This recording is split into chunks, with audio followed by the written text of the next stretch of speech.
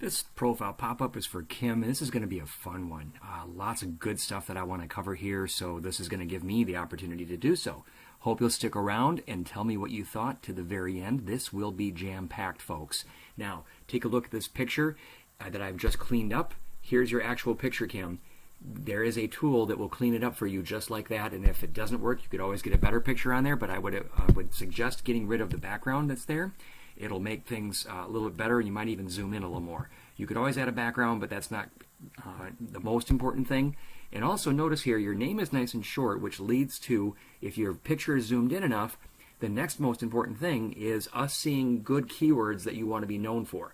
But that is a buzzword to say that you are experienced. If you don't say the number of years, if you don't say how, you're already starting to lose us a little bit. I would really rather see you pop the 120 characters that are in here and tell us, convince us, pull us in as to what makes you the best sales operations analyst in the world. Okay, that's the kind of thing I'm looking for. That kind of passion, I want to see it.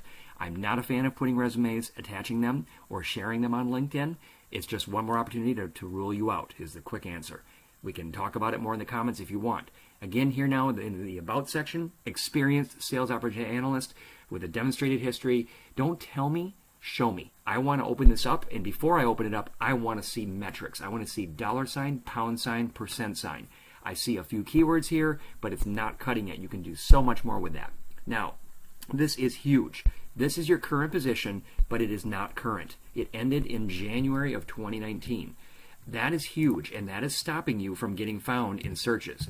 You need to have a current position. We can chat about it in the comments, but you need to pick one and get your top ideal job in the title and in the name of the company ideally, because that's going to help you get found the best. Also, in these other positions that you have, it's a bunch of text. I want to see that spread out, but I want to see results. I want to see what you've been doing there so that in a glance I can know that you did something, for example, here with 300. What did you do with 300 files? 150,000. Oh, now that would have been better. I don't even know what it is. I haven't even read that much. I know that I want to know more about 150,000, more so than I want about 300. So get those kind of big metrics that jump out at us, get that up higher so that it's before I click on see more. Now, the other thing is too, let's keep going with the rest of the things in the profile.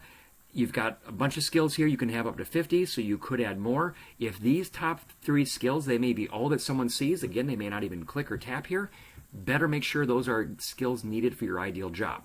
Now, you've done an excellent job of fixing your URL. That'll help you get found on Google, and you've got your email showing, and you do not have the competition showing. So you got some really good stuff going on here, Kim, but to get found, you got to have a present position, and you got to make this pop. I really hope that helped. Let me know in the comments. Thanks so much.